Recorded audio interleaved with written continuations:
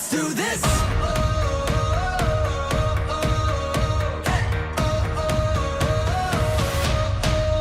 Are you ready for a comeback? Are you ready to fly? Are you ready for the moment? Get ready to ride. Calling all the fighters, calling on survivors. Are you up all nighters? We can take it higher. Let's do this. Hey man, this is James once again, and welcome to the Mangold podcast, where we go beyond the surface into meaningful, inspiring conversation surrounding the issues men face. Hey, I want to thank all of you who have shared, who have liked, who have commented on my last podcast episode. In this interview, I had the opportunity to sit down with two powerful, dynamic black men in business to discuss wealth, success, leadership, and legacy.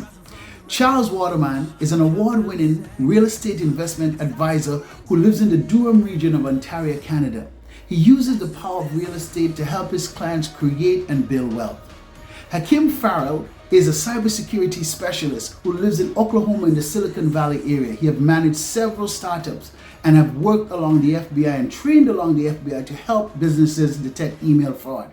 Amongst all these accolades, you'll be amazed to see how these guys look at success, wealth, leadership, and legacy. Let's do this. Let's go into the conversation.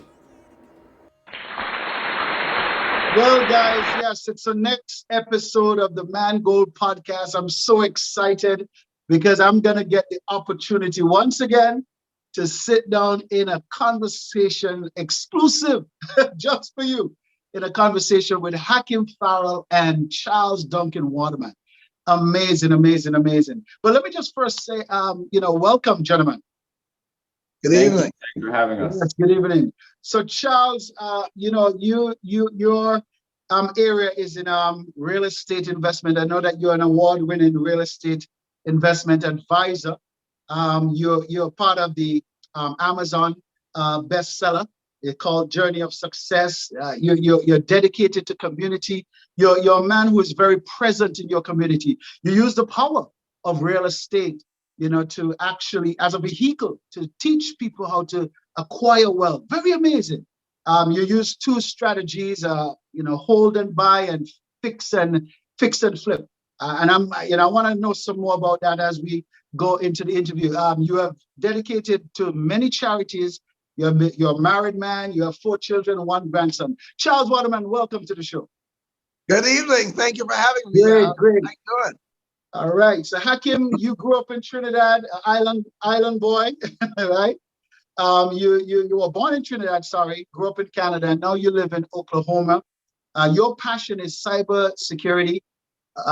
You have shared platforms with organizations such as the FBI in terms of trying to help businesses overcome email frauds and all that sort of stuff. You have been married for 11 years to your university sweetheart, I understand. Yeah, correct. And you have produced 1 beautiful daughter. I saw a picture of you. Amazing, amazing, amazing.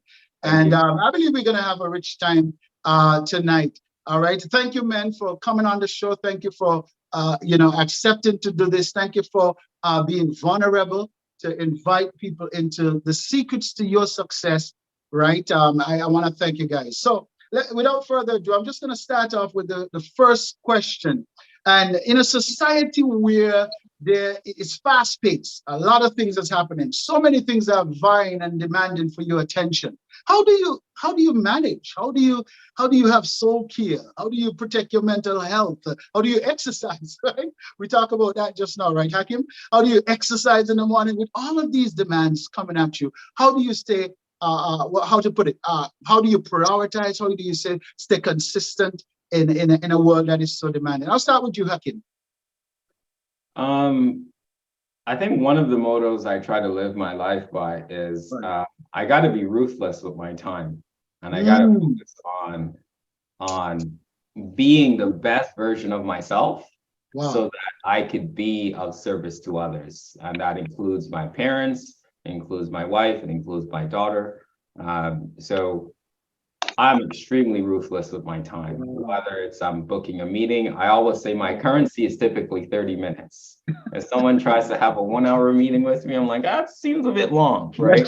I try to deal in currency of 30 minutes. And I really prioritize my health, because one of the things I learned, and I've been on this health journey for about 10 years now. I used to be 260 pounds in 2012. Now I'm 170 pounds. I'm training for a bike race in 2 weeks, actually. So I've really got my health under control. And only when I really started focusing on my health did everything else started flowing in and coming into place. My financial wealth started increasing. My mental clarity improved significantly. Everything started happening in my life when I started focusing on my health. So that to me is the foundation. And that's why everything else can happen as long as I get my workout in the morning, right? And that's really important in terms of setting the tone for my day. So I'm absolutely blessed with my time to ensure that that happens before anything else takes place. Wow, that's amazing. Ruthless with your time. First time I've heard it like that, though.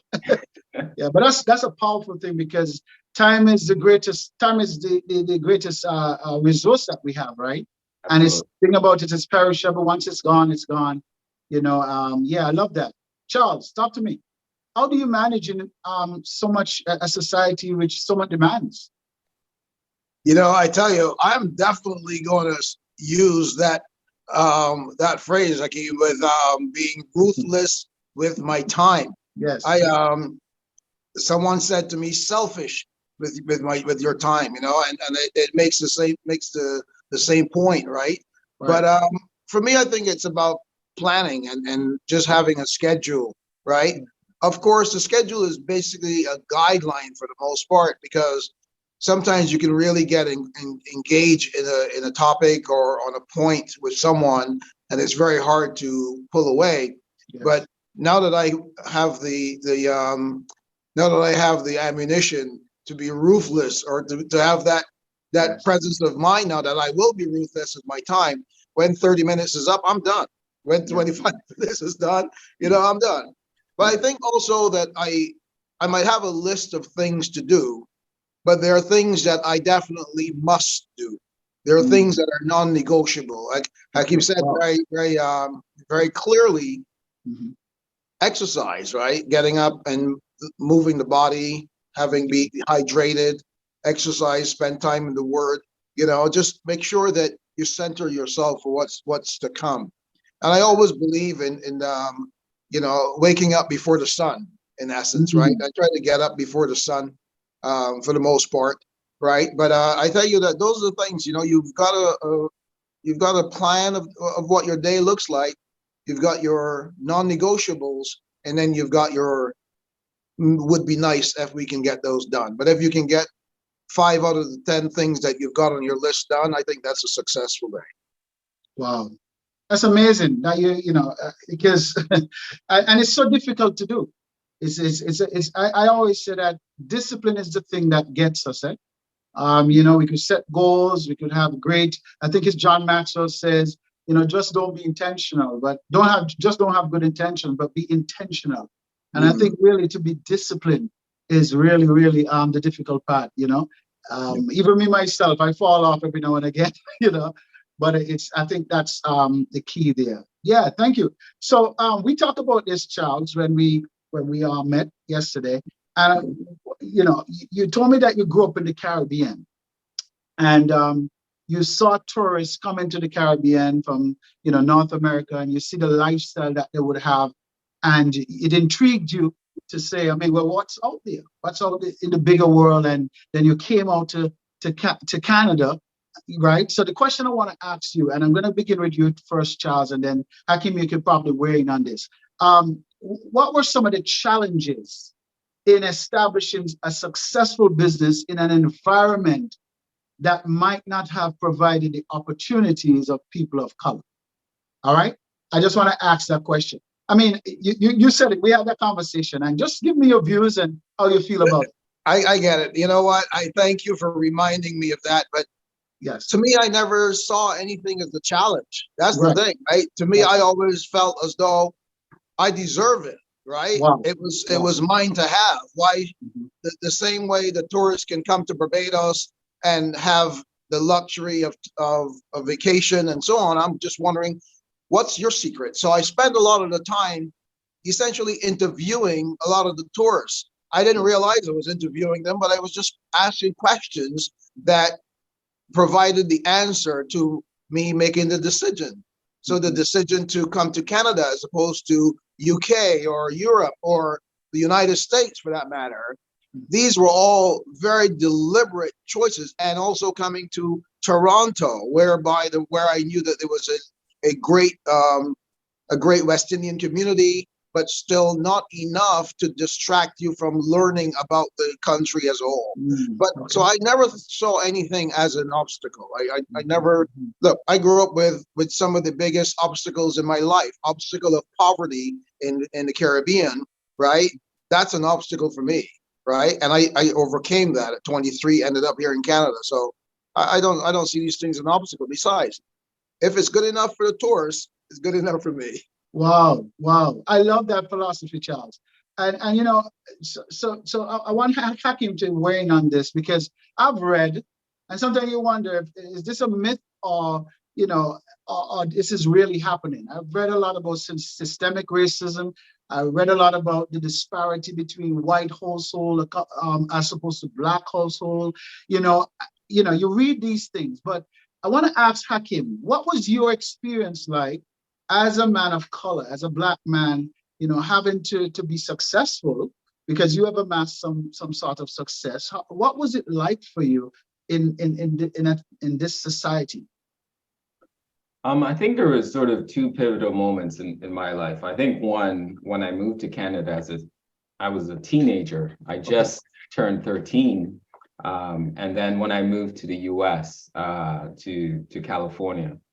So I think the first pivotal moment when my parents migrated to Canada, it was really challenging as a teenager to adapt to the Canadian way of living. And when I say the Canadian way, I mean, I never really grew up with television, right? So I would go to school and they'll be talking about certain TV shows and I had no idea what they were talking about, right? Because I'll be playing outside, playing cricket or doing something else.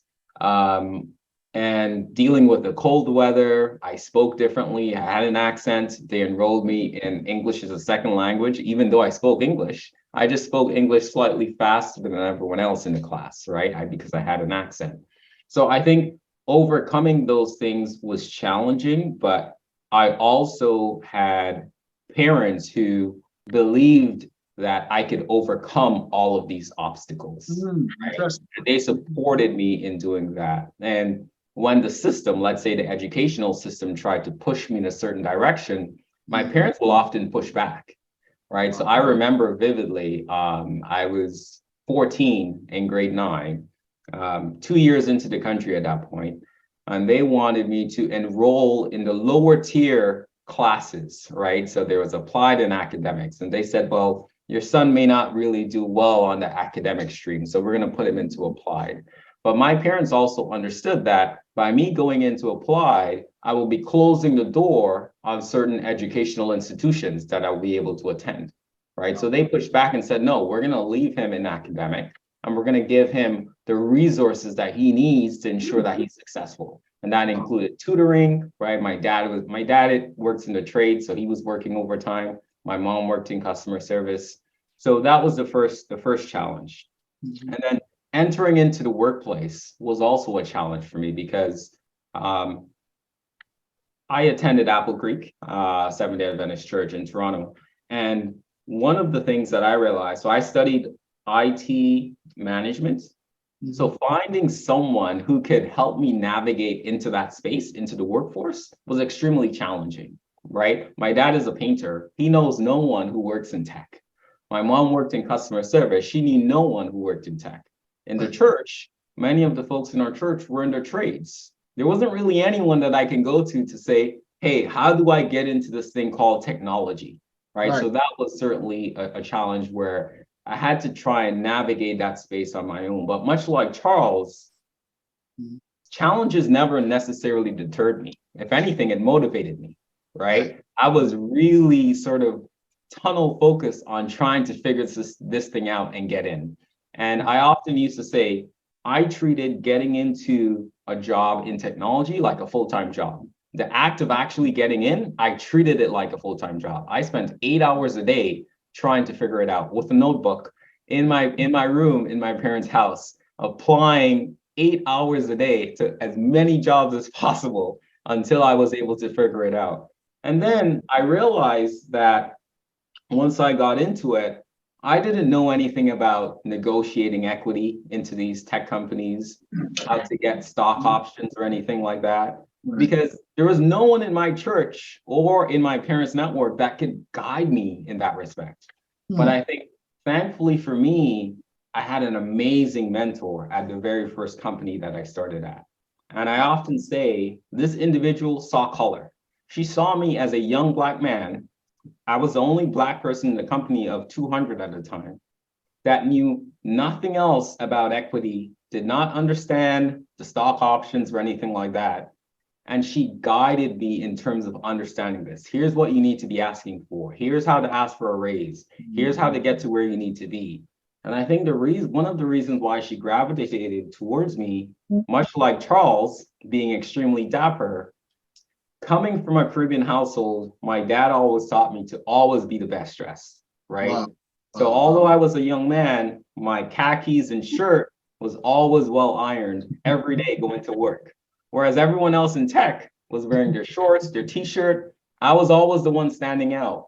And I think that caught the attention of certain individuals to pour into me, to invest in me, to help me overcome these obstacles. So whilst there is systemic challenges that I think faces the Black community, because of the way I presented myself, that helped me overcome those systemic challenges. For me personally, I don't think I've experienced a lot of the systemic challenges that our community faced because of the way I presented myself, the way I articulated myself, right? So I remember I'll tell you another story. I did my first business trip at 21. I was in the UK, and we went out one evening after work.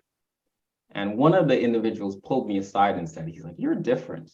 I'm like, "What do you mean?" He's like, "One, you don't use profanity when you get upset. Wow. You carry yourself in a certain way. You're always really well dressed. Like, what's up with that?" I'm like, "That's just who I am." Right. And I think all of those little things allowed me to overcome some of the systemic racism that I may not have been able to overcome if I never presented myself in that manner. Wow. Heavy stuff, boy. Heavy stuff. Yes. So what I'm hearing coming out, and Charles, you said something so powerful. You said that you started interviewing and becoming curious and asking questions. All right. And Hackim, you said that, you said something so powerful as well in terms of the way you carry yourself. I always live by a principle whereby you can only use what you have to get what you want. All right. And that's what I've been doing. I went on a job and the same thing, I'm going to be promoted just shortly. And it's just based on your attire, your mannerism. I mean, these transferable skills, right? It's not even the hard skills per se, but it's really the soft skills, the universal skills that you manage to acquire, right? Reading the right books and stuff like that. Great, great, great. So Charles, let me ask you a question. So, all right, so you've managed to amass some sort of acquire success, right? How do you maintain that success? Well, again, success is not something that you acquire, in my opinion, really. Okay. Success is just something that you are, right? Okay. You are is like black. I don't acquire blackness. I'm black, right? I'm successful. I was born successful. And I think going back to what was said before with regards to standing out, I think when you have the Spirit of God in you from a child, when your parents pour into you the values and the biblical principles of Galatians 5, right? When you have these things within you, when you went to Sunday school, and when you learn how to respect elders, and you learn how to communicate at a level whereby you don't need the additional words to express yourself and get your point across. When you carry yourself in a way of self-respect and self-pride, then that's who you are. That is your degree. That's your measuring stick. Wow. That's your barometer, right? So others around you are not influenced by you. They are encouraged by you, right? Or they're not intimidated. Those who are intimidated by you gently fall away, right? Well, first of all, they'll start to try to bully you, particularly when you're a young kid and you're dressed nicely and everybody else is not, right? Or when I didn't have the afro, the afro thing just evaded me, but I really hated not having an afro, but I'm glad I didn't have an afro because all the guys who had afros eventually grew locks. So my dad would always make sure that I never got any of those type of ideas, right? So it was just a matter of how you were raised. So success is not something that came. Success is something that you develop and you build and you continue to be every single day, right? Yeah. And then now it just becomes your state of mind and your way of life, right? Because to me, I don't relate success to being financially free, or I mean that's part of it, right? But I have a great number of qualities that define success, whether you are good family man, good values, live by the principles of the Bible, live by the commandments, these type of things are all the package that makes one successful. Because if you have amassed some wealth and you have one pillar of success going, a tripod doesn't stand very well on two legs, right? Or a stool doesn't stand very well on two legs. So you want to have that trifactor. You want to have that spiritual first that grounds you, your health, of course, and then your finances, right? So those are three of the main pillars that I try to aspire for and continue to just feed into other people and plant into people just by being. I think just by being, people see and they can see that there's a degree of success, right? Yeah. And you notice, Charles, sometimes when you ask people, who are you? They always tell you what they do. That's the first thing they tell you, I'm an accountant, I'm a this, I'm a that. And so many times we define ourselves by what we do, but you mentioned a word so powerful, just be. Be. And just be. And that's actually the Hebrew. When God spoke to Adam in the garden, in the Hebrew, he was really telling him, become. Just be. Just be. Yeah. So I love that. So which means that if your success is not defined by what you acquire, which means you cannot lose your success, correct? You understand? Wow, that's powerful. That's powerful. One of someone said to me just about 3 or 4 weeks ago, on the point of you mentioning I am the chief executive officer and so on. He said, my name is XYZ and I serve as. I serve as, for me, I serve as president of Broadreach Foundation. I serve as the father of 4 kids. I serve as the husband of Audrey. I serve as a guest on your program today, right? Yeah. But my service doesn't define who I am. Come on. That's it. You know what I'm saying? So I think that's really what people got to remember. But when you position it like I serve as, then that's great because that can come and go, right? Come on now. But when you say I am successful or I am the CEO, you might be the CEO today, but in a year from now, you might be unemployed. So now you say I am unemployed. Does unemployed right? Don't forget the words that follow I am follows you, right? You have to be very careful what you put as a suffix to I am. Because I am, you say to somebody, how you doing today? You say, I'm okay. Right. I'm all right. Oh, I can't complain. Oh, I'm not doing too bad. Really? That's what you get out of this? Come on. He's created you in his own image. He's giving you the gift of life. He's giving you breath. He's giving you a spirit of joy. He's given you this life living in Canada, and all you got is, I'm okay. Yes. Hey, That's Charles, hold all that you thought got? now. Come on, man. Hey, you're You saying gotta some look at powerful that. stuff. Hakim, talk to me a bit on that. Yeah. You So, know, how do you? Huh? I was laughing as Charles says that Yes. because I often get asked, man, why are you always smiling? Why are you so happy?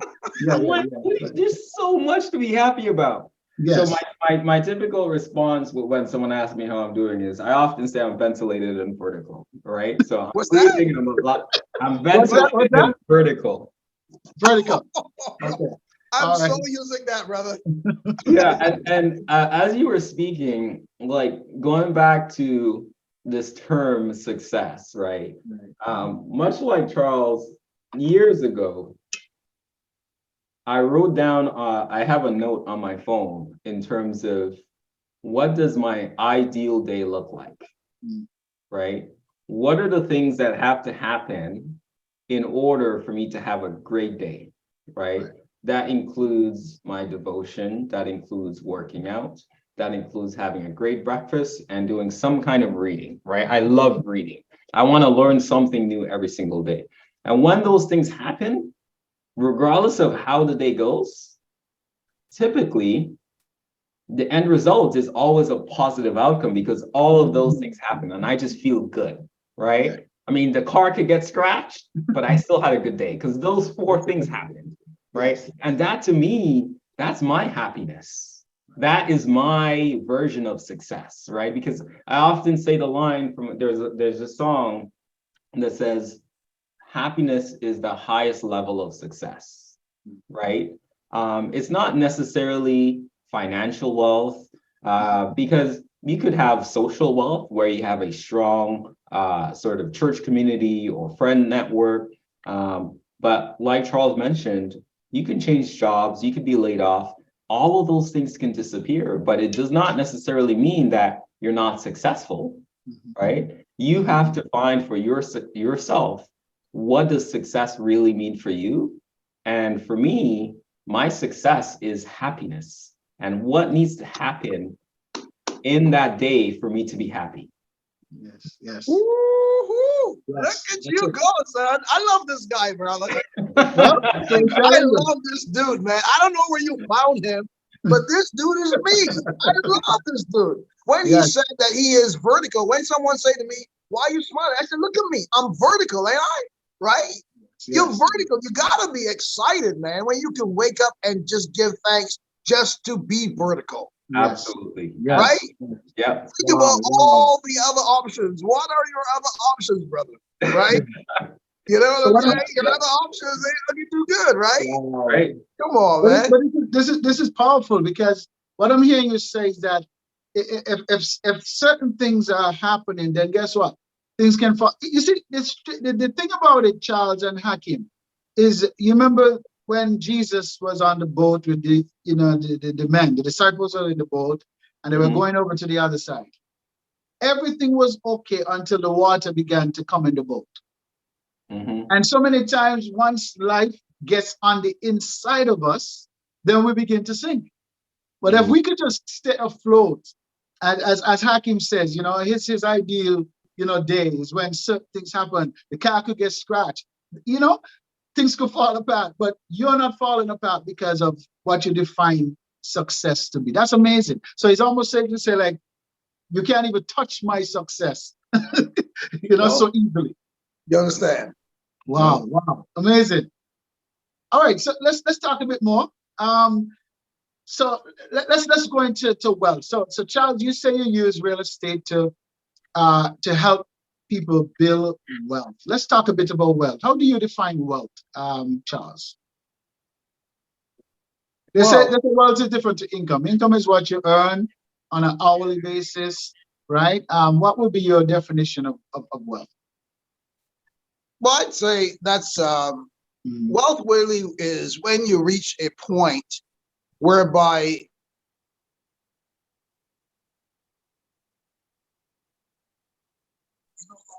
to work for money, right? But if you quit your job or if you retire or if you lose your job, Right. you're okay. If when your grandkids are born, they don't have to worry about university fees. Right. When your daughter gets married, you don't have to worry about buying her a house, Okay. right? When your son is married, you don't worry about sending him on his honeymoon, right? Yeah. These are things that you've already got in place where the finances are being generated on a daily basis, whereby you are not worried about where they're coming from.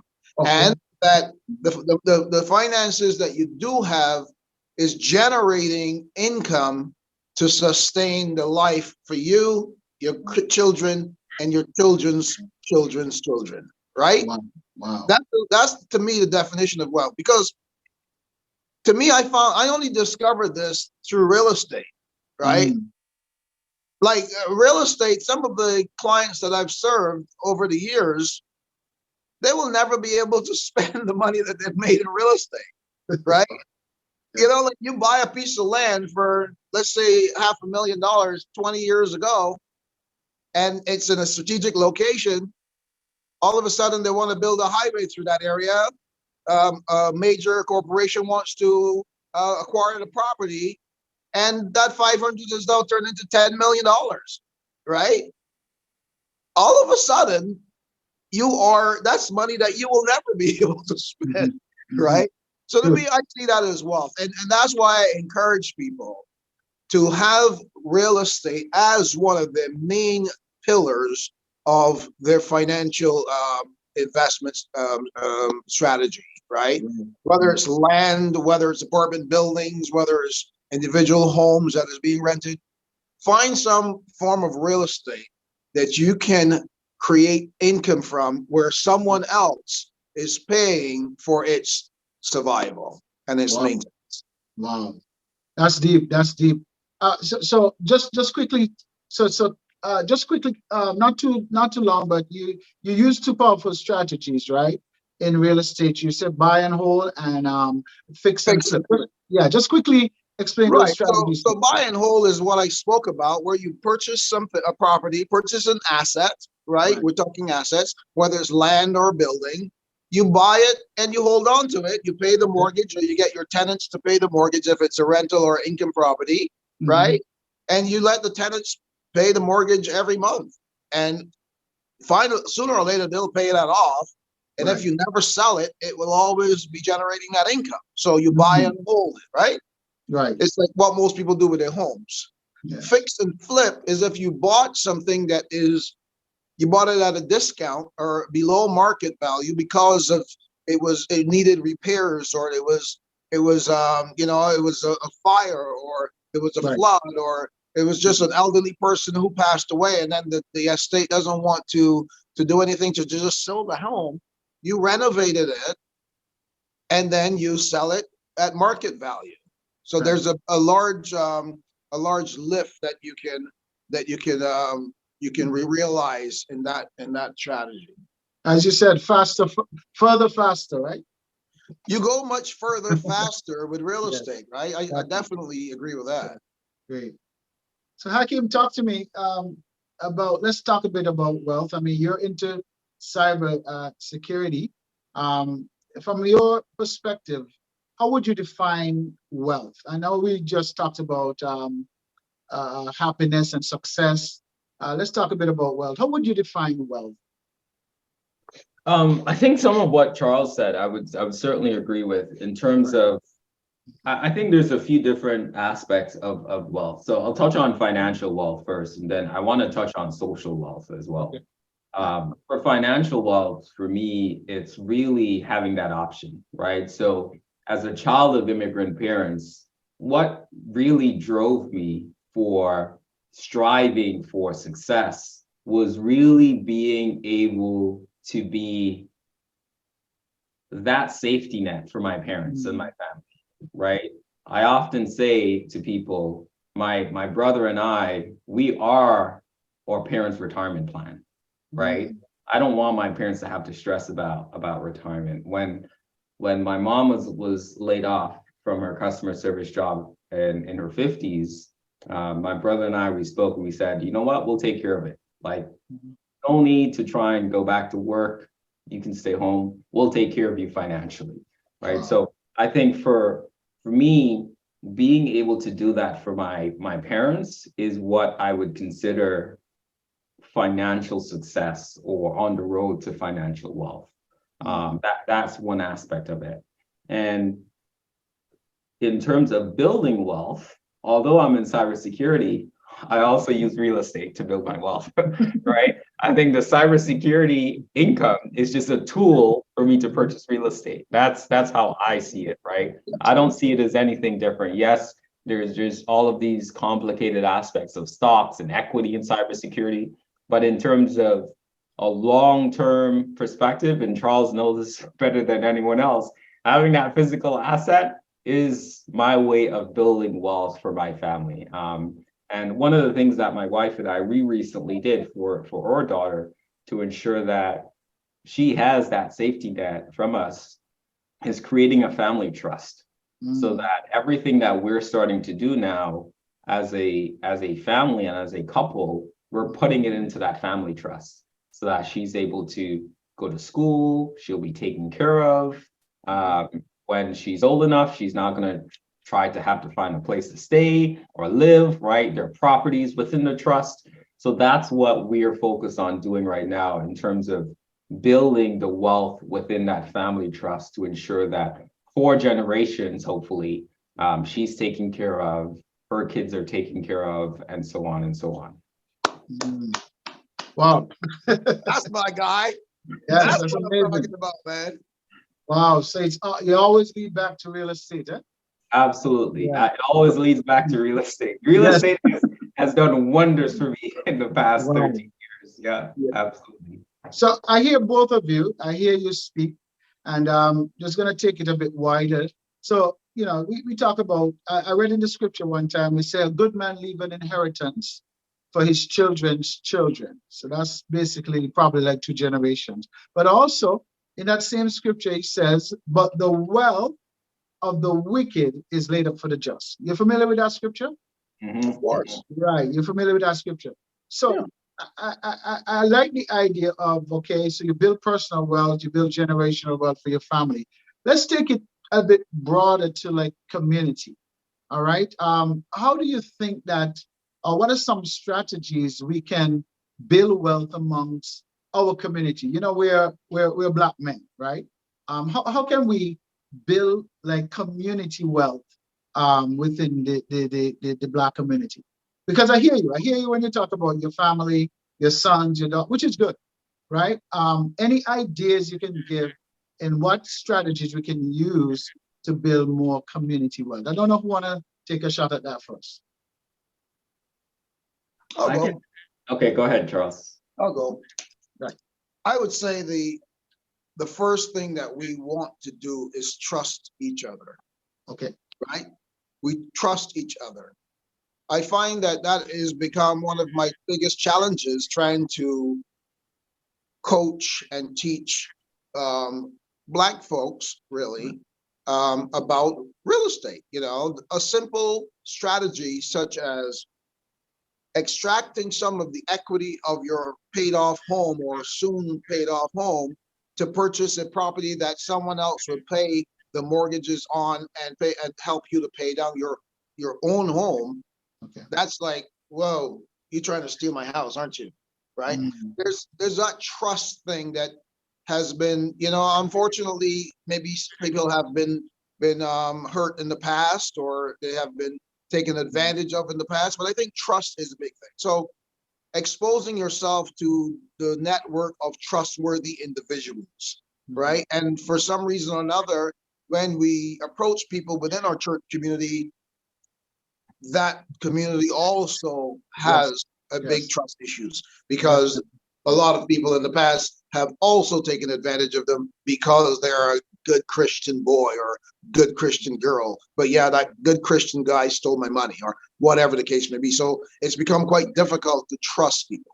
However, if we do get past that, and we have to a certain the great degree, I have several developer friends who have secured a great deal of investment dollars from members of the Black community to build condominium buildings, right? To build communities in the downtown area, communities in the north, right? This type of thing, and a lot of the Black investors were in there, and as a result, they realized great gains.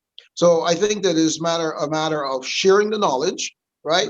If you have the knowledge, if I have the knowledge, I'm sharing the knowledge here with you tonight, right? That these are steps that we can take. Come together, share each other's knowledge. Hackim spoke to something just now that a lot of people have no idea what that means. But the white people have been doing this forever. When you talk about trust fund babies, that's what it means. You set up a trust for your family so that whether you live or you die, your family will always be okay. That's why the Rockefellers will never run out of money. The Kennedys will never run out of money. The Westons here in Toronto will never run out of money. Why are we not taking those same principles and the same habits that are available to Black, white, green, Chinese, everybody? Right. They're available to everybody. They didn't say that a trust, you can only create a trust if you're Black, if you're white, or if you're Indian. It's there for everybody. So learn the information, share the information, And work trust, together, and build.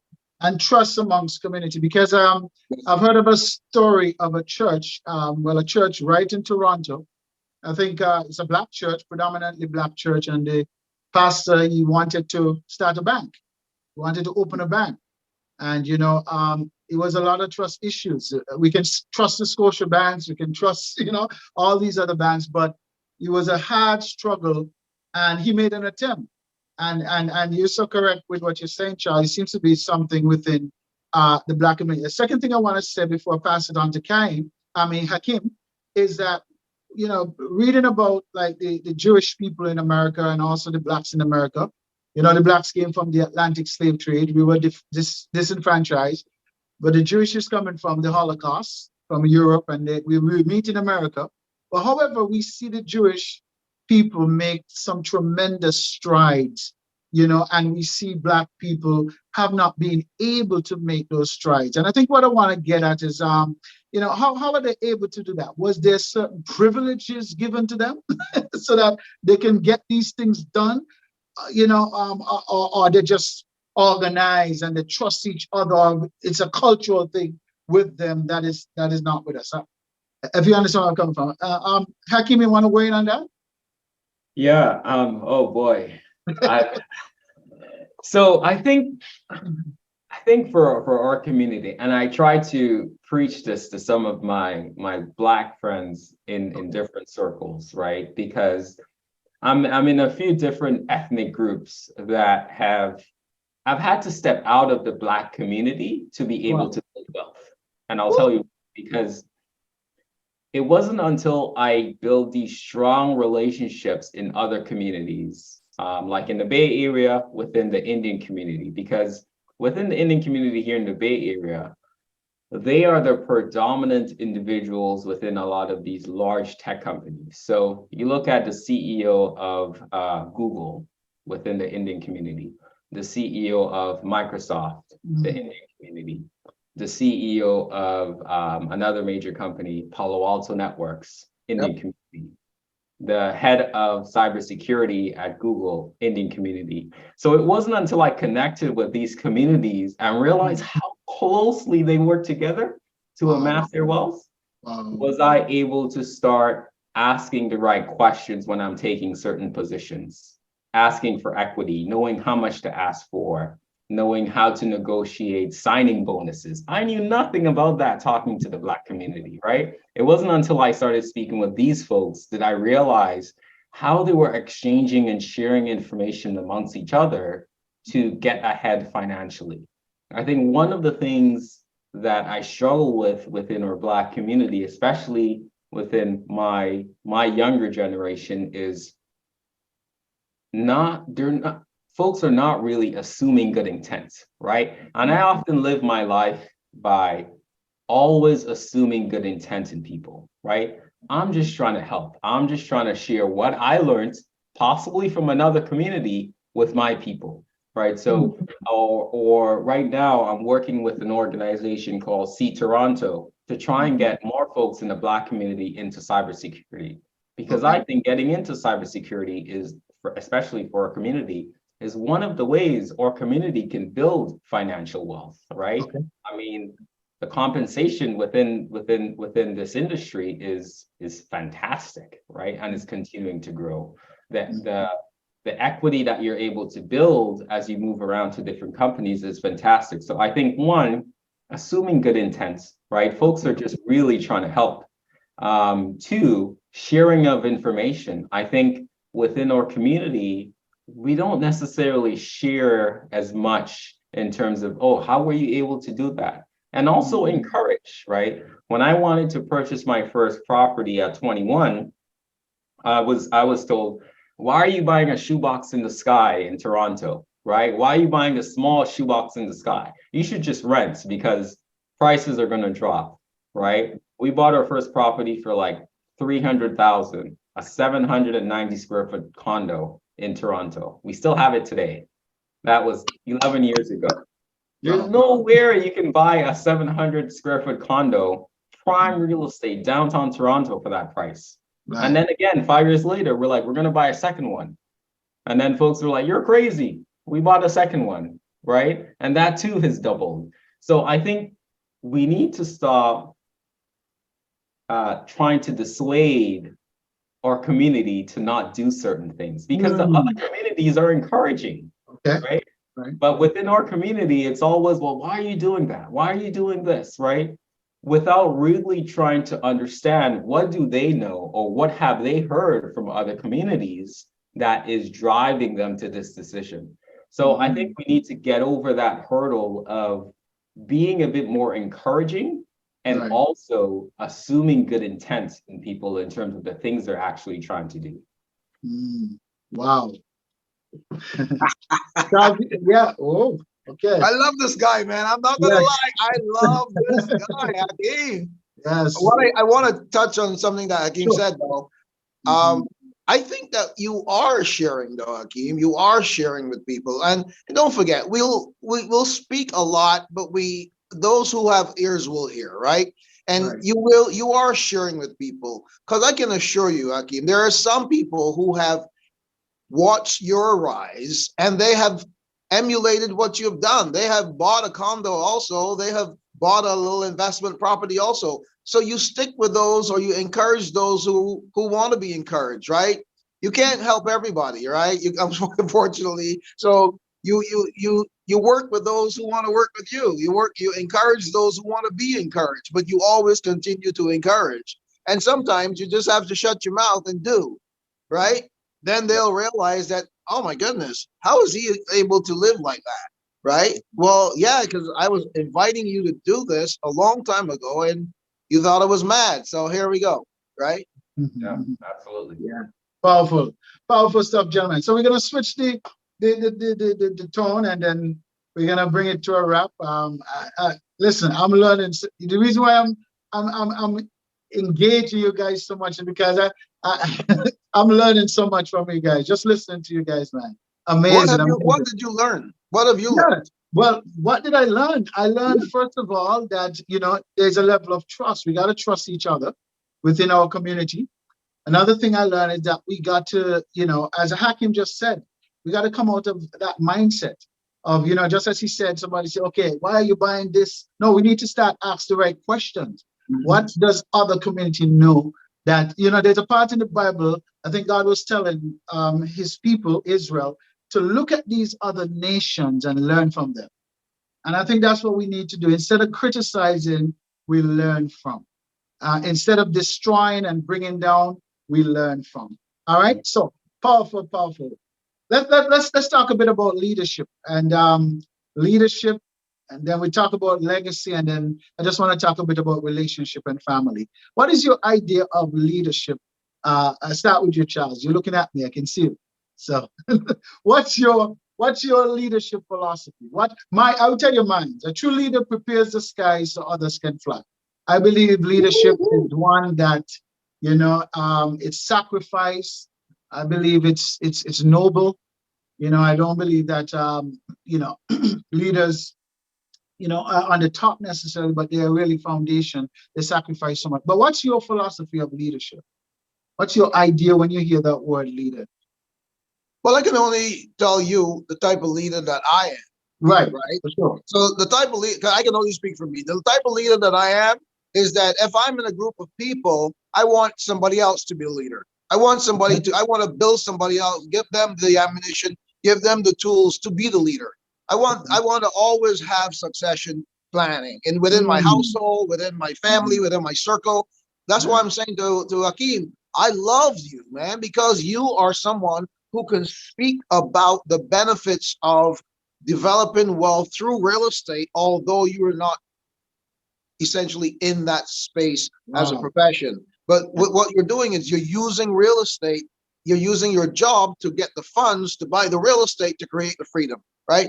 And so with leadership, in my opinion, I think it is as long as you can continuously encourage others and show others that there's always a way, that you can always maintain a level of positivity so that those coming behind you or with you, around you, they feel confident that we are going to win, we are going to succeed. It's a done deal, right?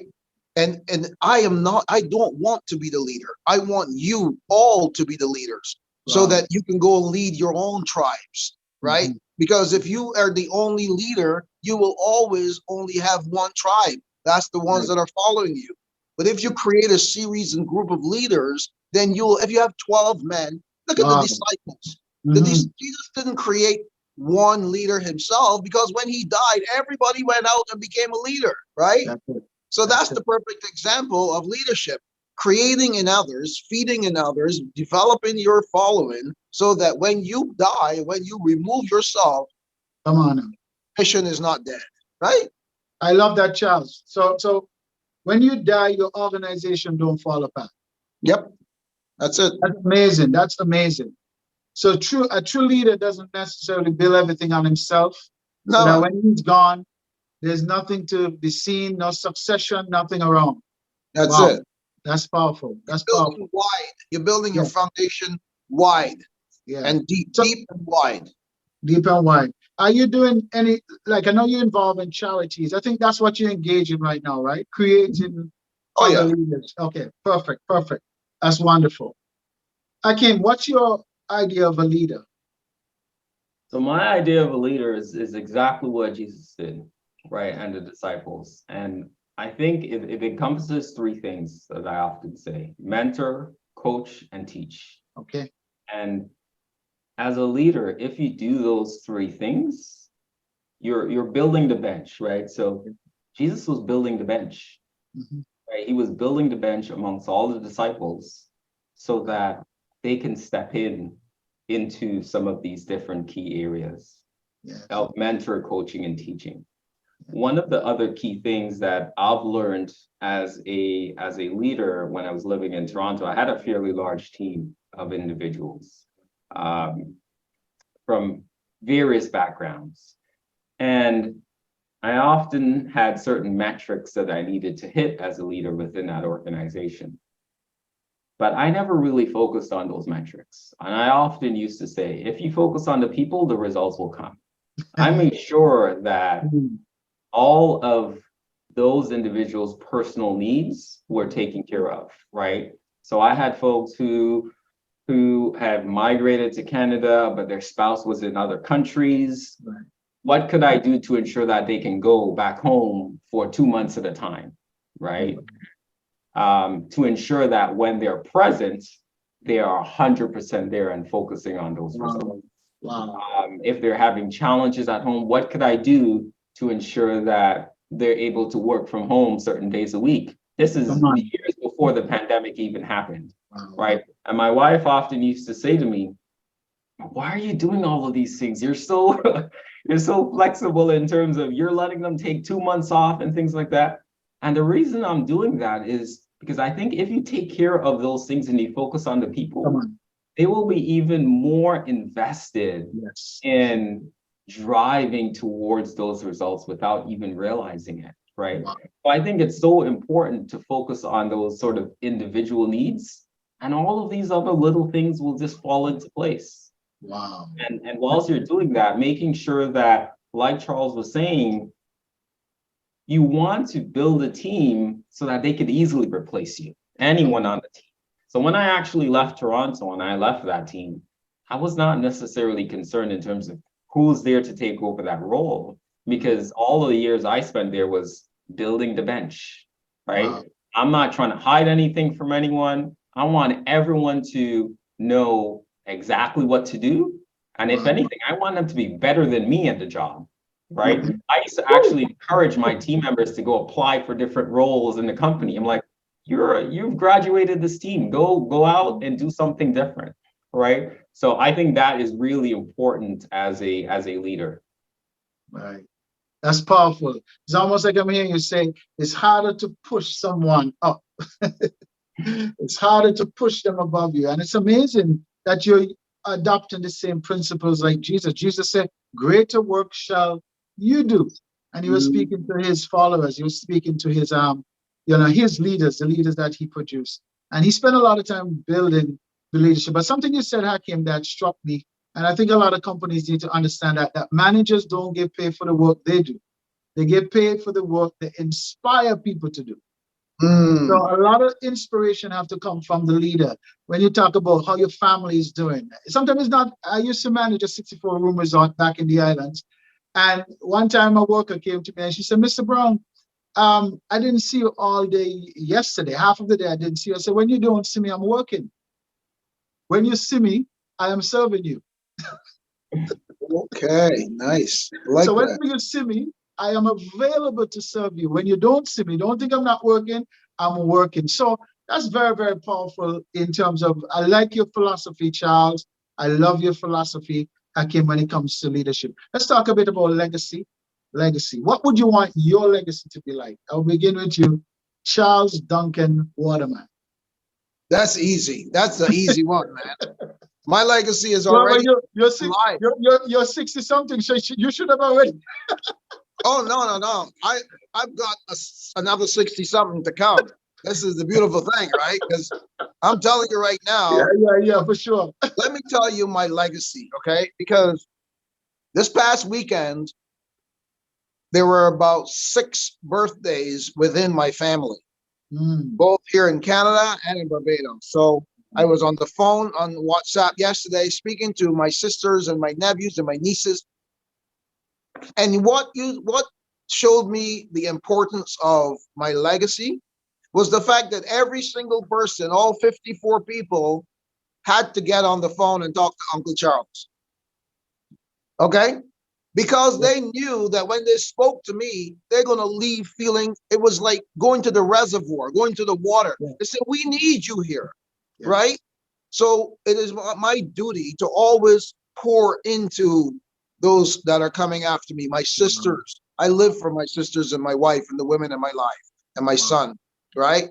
This is how I live. That is my legacy. My legacy is planting seeds of joy, of hope, of love, of forgiveness, of motivation within those who are around me, both my family, my friends, the foundations that I am part of, the clients I serve, the partners that are in this office. That is my legacy. When people on my tombstone, I've already figured out what's going to be in my tombstone is that he gave birth to his joy.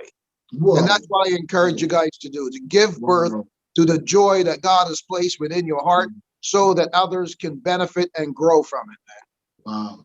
Charles, I think you won't even need a tombstone because I believe that you're leaving your legacy on the hearts and minds of individuals. I'm telling you, man. But that's amazing. Now you tell me. I already paid for it, man. Yeah. Now you tell me. That's like $500 extra for my whole package. Yes. Hackim, talk about legacy. What would you want your legacy to be like? So I think taking others along on the journey. It's something that I've been focusing on for some time. I think being able to, so one of the things I try to focus on, even at the elementary school in Trinidad, I often try to give back to see how I can get more students access to technology there.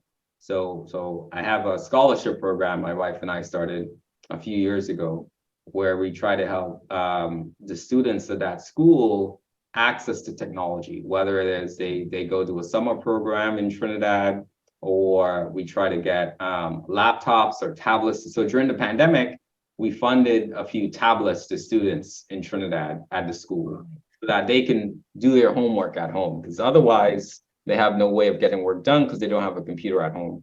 And then sort of taking others along on a journey. I often say I stumbled into cybersecurity, right? There was no one that I knew like me working in the industry. So I'm really focused on taking others that share my skin color onto that journey, right? So grabbing them by the hands and showing them, okay, pull this lever, pull that lever, pull this lever, do this, do that, and then you'll be able to get in. And I think I was able to do that for a few of the young men at my church. And I want to see how I can broaden the reach for them, because I'm only where I am today because someone else outside of my Black community did that. They saw something in me and they took me along on that journey. So I want to do that for as many people within my community as possible. Wow. Amazing, amazing. Hey, we're just smack on 8 o'clock. We're gonna wrap this thing up, but just few words, few parting words. What advice can you give Black man out there, a young man out there? What advice can you give them in terms of success and all that we talked about? Just think about a quick advice, a quick nugget you can share with the audience out there as we depart. I'd say seek help. Right. Ask Wow. questions. Wow. Go online. YouTube is a university of information. Anything you desire. Now today, in today's world, we've got AI. Get in there. Find out what it is that's going on. Find out any question that you want answered is available. Right. And any one that you want to connect with is so easy to do. You just tap the message button and you can reach Bill Gates. You can reach Warren Buffett. You can reach anybody in the world you can connect with. So don't be shy. The same way you download a lot of nonsense. Why don't you start downloading something positive within your spirit and benefit the rest of your family, man. That's my suggestion. I love that. I never even thought of that, but I love that fact about help, because we just seek the help, right? There was a story one time of a dad and his son, and they were traveling through a trail through the forest, and there was a big log in front of them that obstructed their journey. And the dad had once told the son, listen, if you need help, just let me know. And the son tried lifting that log several times. And he said, Dad, I can't lift it. And he said, you can't lift it because you have not used all your strength. He said, what do you mean? I'm using all my strength. He said, no, you have not used all your strength because you have not asked me for help. Right. Right. So I love that. I love that principle. And I find that when you ask people for advice, like men like you and Hackim, people are always willing. They're always willing to give advice. They might not be willing to give their money, but they're willing to give their advice, right? So we have a wealth of, a plethora of knowledge and resources out there, to be successful. I love that, Charles. I love that. Hackim, last word from you. I'll build on what Charles said. Right. I think it's important to ask for help, but it's also important to follow through, right? Wow. I'm sure Charles would agree. A lot of people reach out asking for help, and I would offer my advice. I would say, here's what to do, but very few follow through. I would say maybe 1% in terms of who reach out to me follow through. And I've seen that time and time again. I remember I had a conversation with a young man who reached out to me years ago. And I told him, go do this program at Ryerson, right? It was a 4-year program. After you do this program, I'll get you a job in cybersecurity. He went and did the program, got him a job in cybersecurity. He became a manager, has a thriving career. He has a family, everything. Yes, it's 4 years long. Not a lot of people are willing to follow through. right? So it's important to ask for help, but whatever you ask for, be ready to act when you're told what you should be doing. It's really important to follow through, because that's the difference between success and failure, right? Charles had a lot of gems to drop, but I'm sure with all of the people that he talked to, very few people actually follow through. And you know, that's so powerful, Hackim, because there's a scripture that says, ask and it shall be given. That's one dimension. It says, seek and you shall find. Then it says, knock and the door shall be open. A lot of people ask God for things, but guess what? They never go out and look for the thing that they ask for. And the seeking might be difficult because sometimes you might get turned down, you might experience failure, but guess what? Seeking is a diligent search for something. And then you got to contact, rap on doors, show up, right? So I love that. That's powerful. You can't just ask for help, but you got to follow through. And that's where you're going to see the success. Amazing. Leo, listen, amazing interview. I want to thank both of you men for the time you spent in just sitting and having a conversation. I mean, I'm sure it's not going to be the last time I would have you on the show. The show is really designed to capture a wide variety of issues men face. This episode was really dedicated to, Black men in business. So we get that perspective. We had another episode that deal with the man behind the ministry, what it's like for a man to be in ministry. But I want to thank you, Hackim. I want to thank you, Charles, for being on this interview. So there we had it, ladies and gentlemen, the Mangold podcast. All right. We want to thank these wonderful gentlemen for being on the show today. God bless you. Thank you. Thank you. Well, guys, there you had it. That's a wrap. Powerful conversation. Black men in business.